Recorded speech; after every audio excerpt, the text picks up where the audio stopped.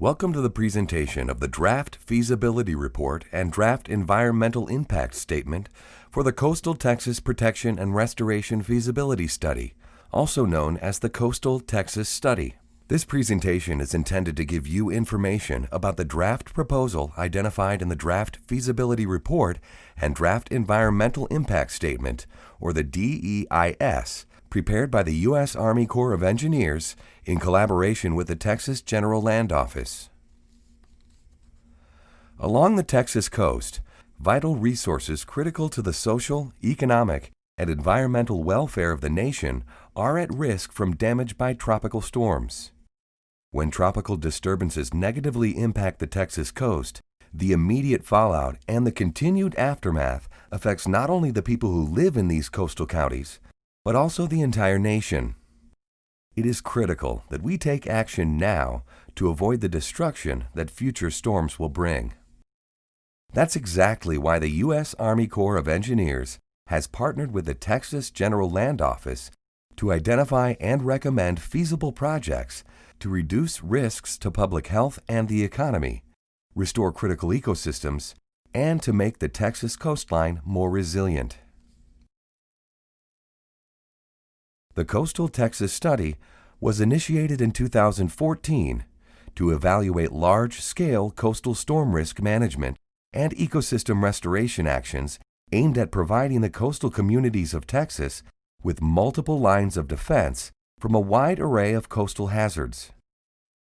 This study falls under the USACE's Civil Works mission, which includes but is not limited to inland and coastal flood risk management and restoration, protection, and management of aquatic ecosystems.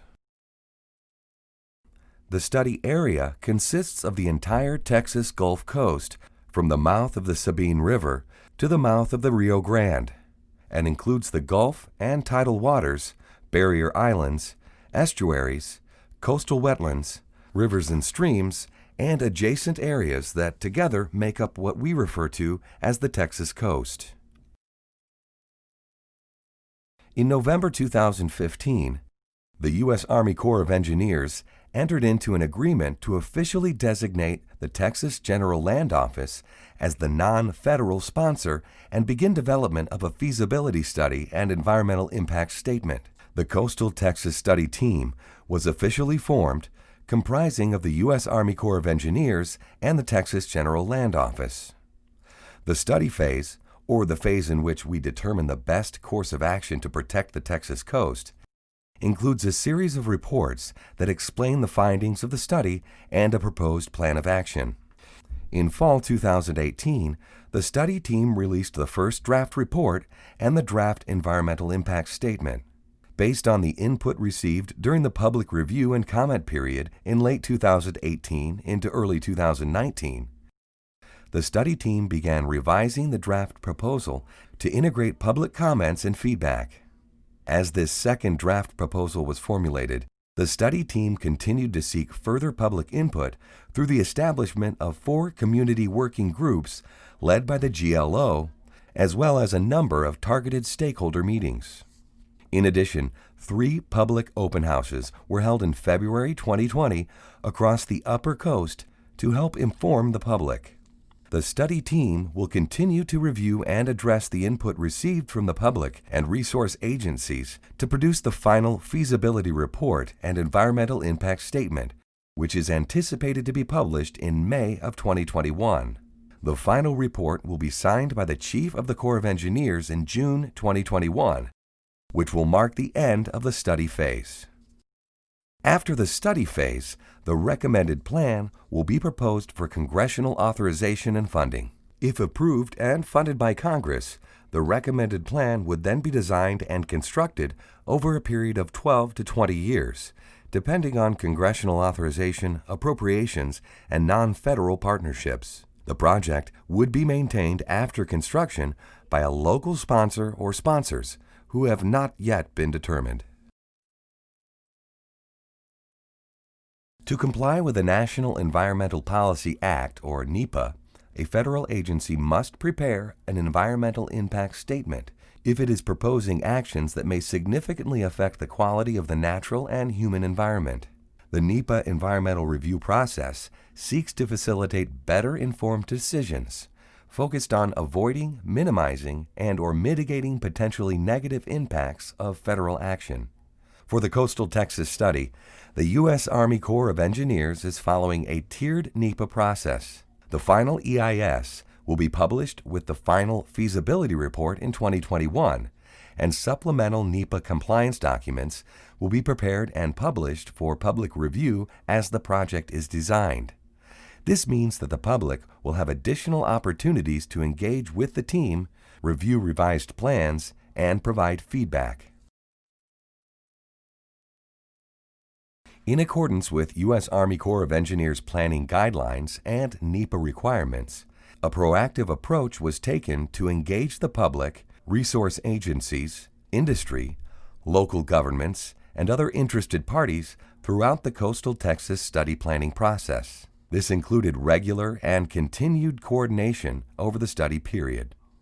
Starting in 2014, during the reconnaissance phase, a series of scoping meetings were held, and now a series of virtual public meetings are being held to review and finalize the second draft proposal and draft EIS.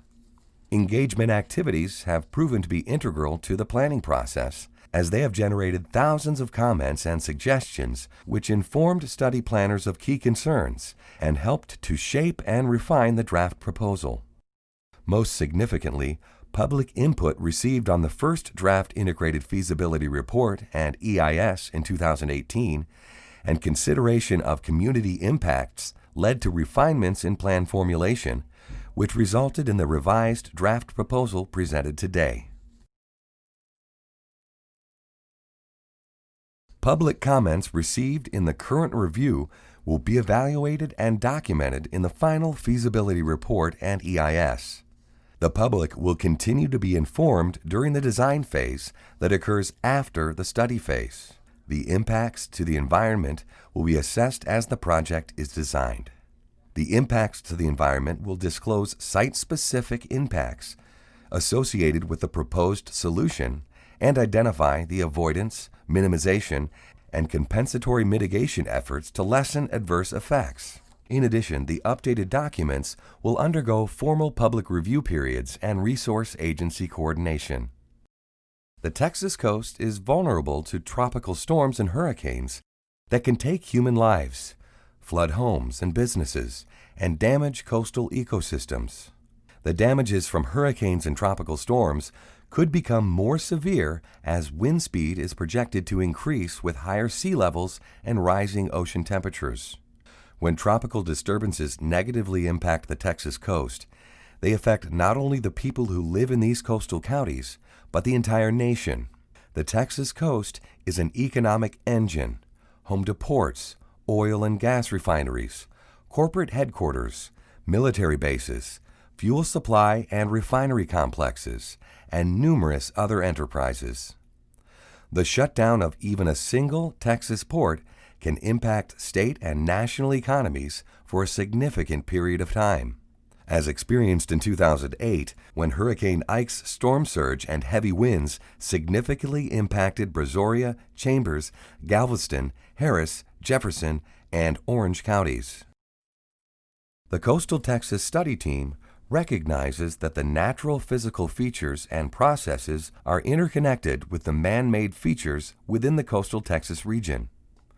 Population and industry grew in this region specifically because these features supported economic growth. However, erosion and storm surge reduce the protection these barrier systems provide to the coast. Relative sea level change increases the vulnerability of these systems even further. Risk reduction measures designed to sustain natural features and reduce inundation and erosion risks can be achieved at lower cost when implemented before conditions deteriorate further. After the first draft proposal was released in October of 2018 for public comment, policy review, and agency technical review, multiple changes were considered and developed to reduce impacts and costs of the revised plan. Most significantly, the plan no longer includes the originally proposed levee floodwall segments that would have paralleled State Highway 87 on Bolivar Peninsula and FM 3005 on Galveston Island. These segments were dropped from the plan to minimize both social and environmental impacts. Instead, the draft proposal now includes the Bolivar and West Galveston beach and dune system, a double dune system designed to provide both storm surge risk reduction and ecosystem restoration benefits.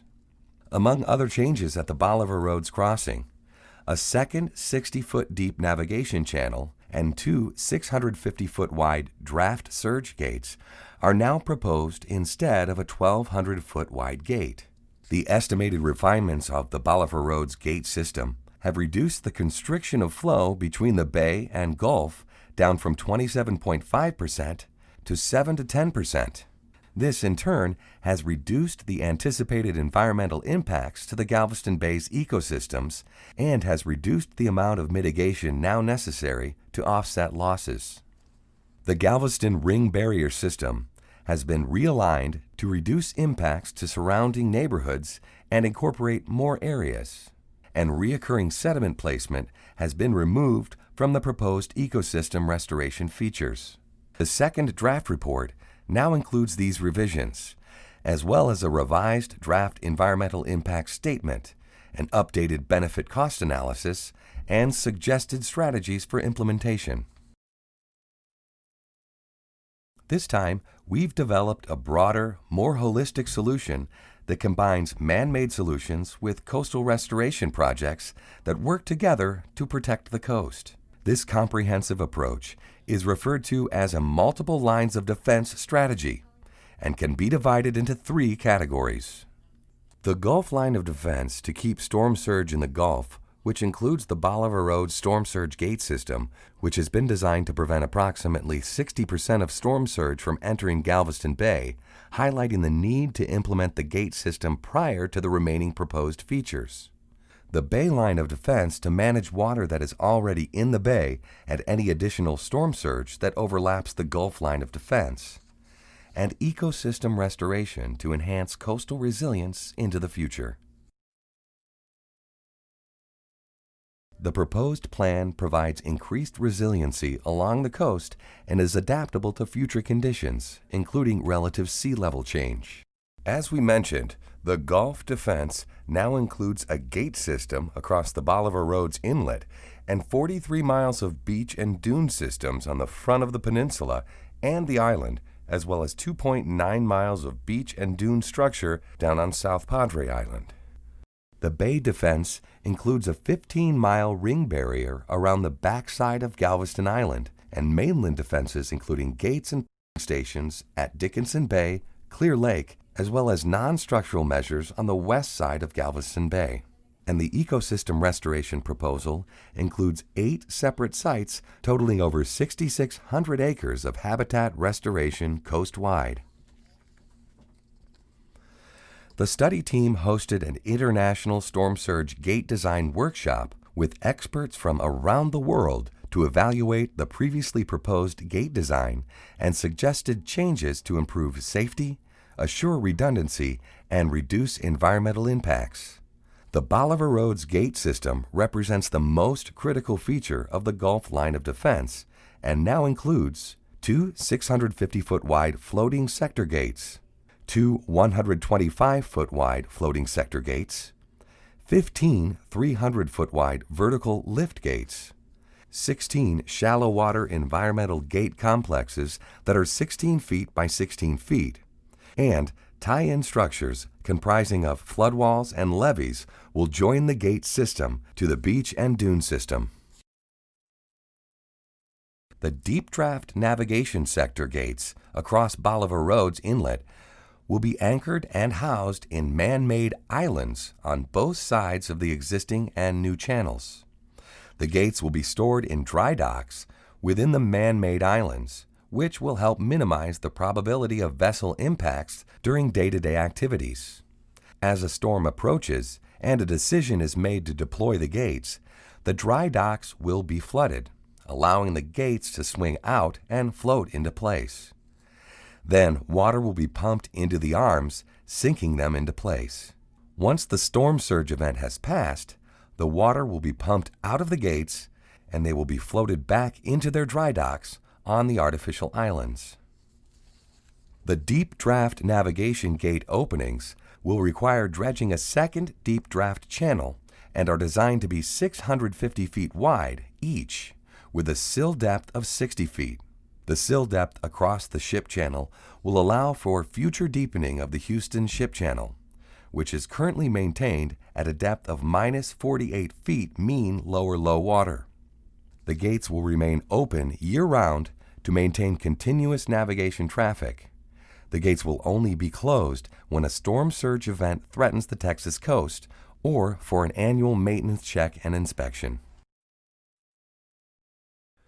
Smaller 125-foot sector gates will be located on each side of the larger 650-foot sector gates for other vessels to travel through the storm surge gate system without crossing paths with the deep draft vessels. These sector gate complexes will have a reinforced concrete pile foundation with steel fabricated gates. When the gates are open, they are stored on the islands to protect them. The channel crossing continues with a series of vertical lift gates suspended between concrete towers. The lift gates for the Bolivar Roads crossing have 300-foot wide openings, including 8 lift gates with a 20-foot sill depth and 7 lift gates with a 40-foot sill depth.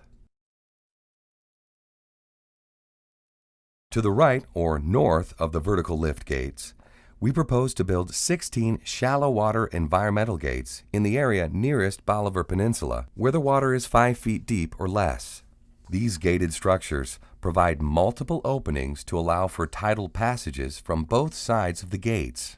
The gates will require an access road on the bay side of the structure to allow maintenance crews access to the gates and operating equipment. The road will consist of stainless steel industrial grating, which will allow sunlight to pass through the water below, which reduces impact to marine life. To tie the gated structures to the land, a 5,300-foot-long combi wall will join the system to the levee system at the end. Beach and dune construction on West Galveston Island and Bolivar Peninsula form the remainder of the Gulf defenses. On West Galveston Island, this feature would tie into the existing Galveston seawall and continue westerly for 18 miles, ending at San Luis Pass. On Bolivar Peninsula, the beach and dunes tie into the McFadden National Wildlife Refuge Beach Ridge Restoration Project, which starts approximately 2 miles east of Highway 87 and continues southwest for 25 miles to the end of Biscayne Beach Road, where it links into the gate's levee feature. Although the improved beach and dune designs provide a lower level of risk reduction than the previously proposed levee system, they take advantage of the natural resiliency of sand systems, sustain the barrier island over time, and strengthen the tie-in to the Bolivar Roads gate system. These changes have been made in response to public comments and represent a solution which minimizes environmental and social impacts while still achieving significant coastal risk reduction. The proposed beach and dune features include a 14-foot landward dune and a 12-foot gulfward dune with a 250-foot wide beach system on the water side. It is important to note that this dune field construction will begin at the current dune line and build out toward the water rather than building toward people's residences. The draft proposal will require approximately 22 million cubic yards of sand for initial beach and dune construction along Bolivar Peninsula and approximately 17 million cubic yards of sand for initial beach and dune construction along West Galveston, and approximately 22 million cubic yards of material will be needed for periodic nourishment along Bolivar Peninsula and West Galveston, every 6 years for Bolivar and every 7 years for West Galveston over a 50-year period of analysis considering the intermediate relative sea level change condition.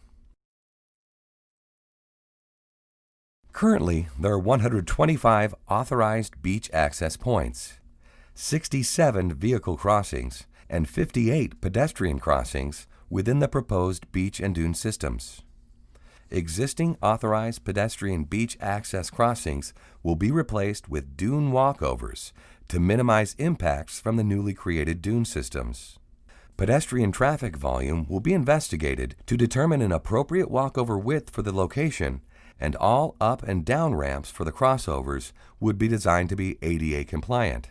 Existing authorized pedestrian beach access crossings will be replaced with dune walkovers to minimize impacts from the newly created dune systems.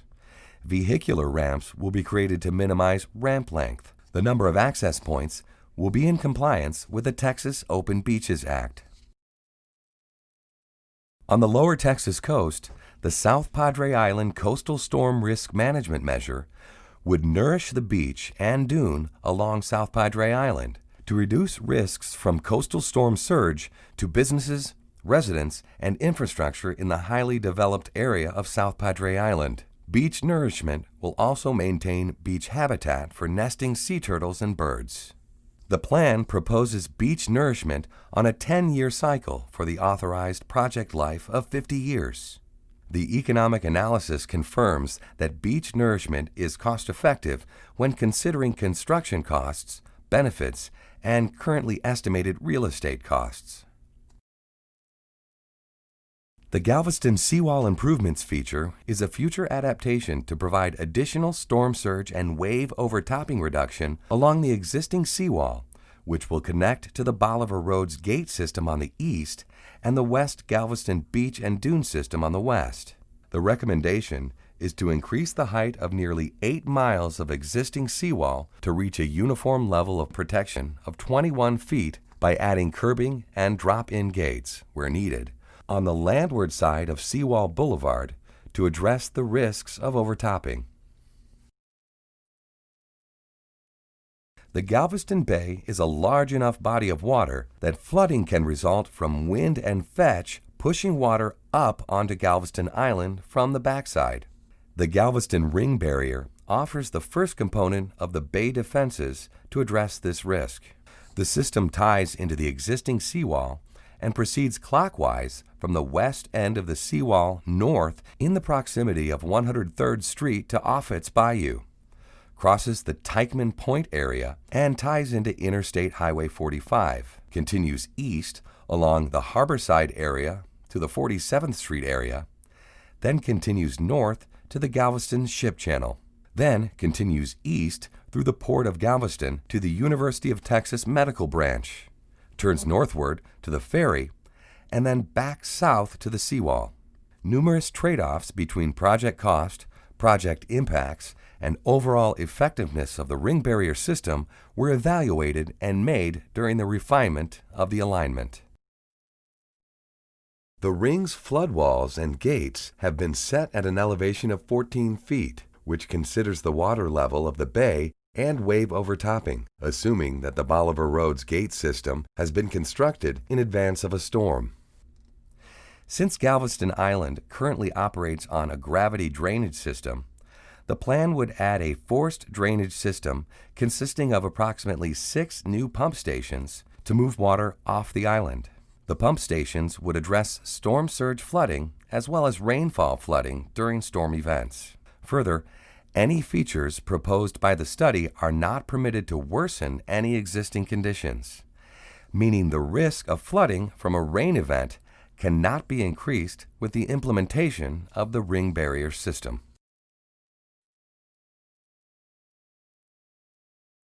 Although the Bolivar Roads gate system reduces the storm surge water of the Gulf from entering Galveston Bay, residual risk exists due to the storms pushing the Galveston Bay waters onto the mainland. The Clear Lake and Dickinson Bay systems are proposed as a second line of defense to address this concern. The Clear Lake and Dickinson Bay gate systems each consist of a storm surge gate structure, associated floodwalls, and a pump station to address the residual risk that persists in the Clear Lake and Dickinson Bayou areas. For Clear Lake, a closure is proposed at State Highway 146 in Clear Lake to address Galveston Bay surge. The design includes a 75-foot sector gate and a pump station with a design capacity of 20,000 cubic feet per second. The flood wall enclosure structure would start on the west side of State Highway 146 near NASA Road 1 and end on the south side of the outlet near Marina Bay Drive west of State Highway 146.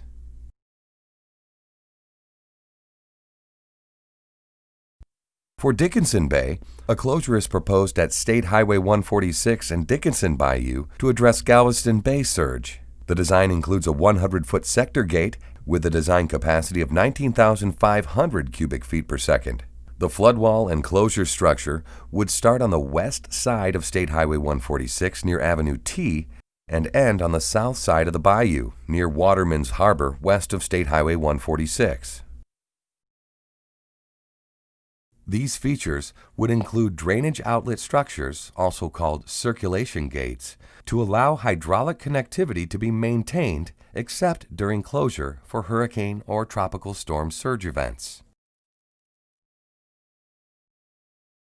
Non-structural measures are proposed for the west side of Galveston Bay, north of the Texas City Hurricane Protection Levees. Non-structural measures include raising houses and/or floodproofing. The study team reviewed residential and non-residential structures within the Galveston Bay system that are predicted to sustain significant damage during a variety of storm surge flood events under the future with project condition with the surge barrier in place. Based on an evaluation of cost and benefits and the ability to continue to buy down risk, structures still receiving damages in the 100-year storm surge event were recommended for voluntary non-structural raisings. About 1,750 residential pier and slab-on-grade homes are being recommended to be raised to the future with Project 100-year stage plus 1 foot, and 170 non-residential slab foundation buildings are recommended to be floodproofed to 3 feet above the existing ground elevation. If local floodplain standards are higher than these recommended elevations, the local standard should be followed. The Coastwide Ecosystem Restoration Plan was formulated to restore degraded ecosystems that buffer communities and industry on the Texas coast from erosion, sinking land, and storm losses. Ecosystem restoration projects address habitat loss and degradation from coastal processes and support the coastal storm risk management components by providing a natural buffer from coastal storms. Each ecosystem restoration measure represents a combination of features and is formulated in a specific geographic location to restore diverse habitats and provide multiple lines of defense. A total of 8 ecosystem restoration measures are proposed along the entire Texas coast that collectively provide approximately 6,610 acres of ecosystem restoration. Ecosystem restoration measures included in the draft proposal include 114 miles of breakwaters, 15.2 miles of bird rookery islands, 2,052 acres of marsh, 12.3 miles of oyster reef, and 19.5 miles of beach and dune. Here, you can see the proposed measures for Galveston Gulf Intercoastal Waterway shoreline and island protection.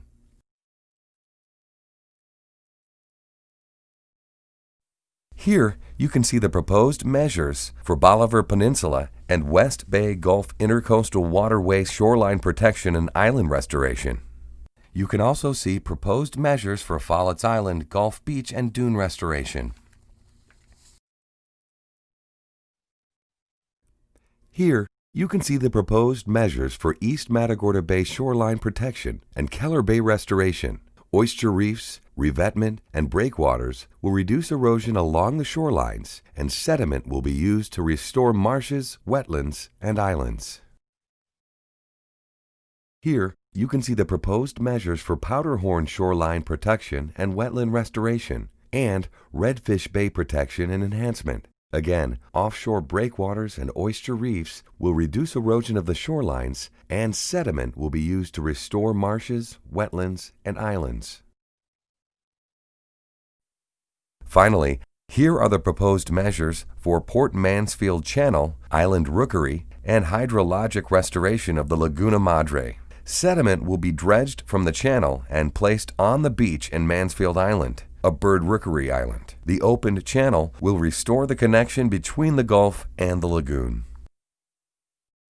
While the team was able to minimize and avoid many potential impacts by optimizing the proposed lands, an estimated 1,577.6 acres of direct and indirect impacts to wetlands, bay bottom, and oyster reefs are still anticipated under the draft proposal. The impacts are divided into two categories, direct and indirect. Direct impacts are caused by the footprint of coastal storm risk management feature construction, and indirect impacts are caused by construction-induced changes to the environment that are not within the direct footprint. A draft mitigation plan has been developed to address the potential lost functions and values of the impacted areas through the creation or restoration of habitats in the area. Over 677 acres of habitat will be created, and an additional 674.4 acres of existing low-quality habitat will be enhanced to offset potential direct and indirect impacts to wetland and oyster reefs under the draft proposal. Potential locations for mitigation sites have been developed by the study team, but will be refined further during the pre-construction engineering and design phase. Ultimately, the final size of the mitigation measures may change. However, due to the conservative nature of engineering and economic assumptions used in the development of the draft proposal, it is anticipated that design refinements of the proposed structures will result in equal or lesser environmental impacts than currently estimated. For the overall combined project, the project construction cost is estimated at $26.2 billion, with 67% of the cost allocated for Gulf defenses, 23% for bay defenses, and 10% for ecosystem restoration. As you may notice, the total economic recovery costs from previous storms indicate that the proposed project could very well pay for itself in just one storm. With the draft proposal in place, not all storm damages will be prevented, only reduced. It is important to understand that the project will not eliminate all risks to life and property. Even with primary line of Gulf defenses and secondary line bay defenses, residual damages can still occur from project exceedance events, rainfall events, and hurricane winds and wind-blown debris. Implementing the coast-wide ecosystem restoration plan would result in positive effects on natural resources which are institutionally, technically, and publicly recognized. Restoration supports the global, national, state, and locally significant resources within the area and the unique services, functions, and values provided by these resources. Fresh, intermediate, brackish, and saline marshes will be protected or enhanced within a framework of marsh restoration, shoreline protection stabilization, and dune beach features that interact to provide benefits greater than their costs. Together, these features would help protect against erosion and provide important transitional estuarine habitat between upland and marine environments, restoring lost wetlands, protecting existing wetlands, and reducing the profound environmental and habitat loss across the study area could also help support the coastal storm risk management portions of the recommendations. Part of the area's vulnerability to hurricane storm surge damages is directly related to the significant loss of wetlands the area has experienced. Wetlands also provide important habitat that directly supports the viability of threatened and endangered species, commercially imported species such as fish, shrimp, and crabs, and the economy through the creation of and support for industries that depend on wetlands such as fishing and hunting guides, bait tackle shops, birding enthusiasts, and ecotourism. Wetlands are a unique yet imperiled ecosystem in the nation, and the coastal areas of Texas have experienced a tremendous loss of this important habitat. Implementing the Galveston Bay Storm Surge Barrier System to reduce financial damages from hurricane storm surge in the study area serves multiple purposes. First, it would help lessen the financial and social impacts that tropical storms and hurricanes can cause by reducing the risk of property damage that displaces residents, shuts down commercial and industrial services, and disrupts livelihoods. If structures avoid or experience less damage because of the draft proposal, families and businesses can rebound much more quickly after a tropical event. Second, time, money, and energy would not be lost to repairing structures damaged by storm surge, relocating to other areas due to displacement from a home or business, or disruptions in community cohesiveness. The draft proposal would also help to ensure that the economy and the region's critical infrastructure would continue to operate after a storm, and the stress and hardship associated with a hurricane storm surge would be decreased.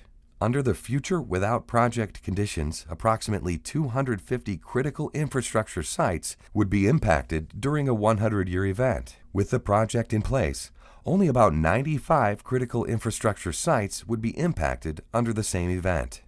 Third, each coastal storm risk management measure has a strong benefit-cost ratio, or BCR, with a 2.74 BCR for South Padre and 1.96 BCR for Galveston Bay. The combined BCR for the CSRM measures is 1.96. A BCR over 1 indicates the benefits of the project exceeds the costs, which is a requirement for federal investment. And most critically, if damages from storms were distributed equally across all 50 years of the study, the Galveston Bay Storm Surge Barrier System is anticipated to reduce average annual damages by $2.28 billion per year.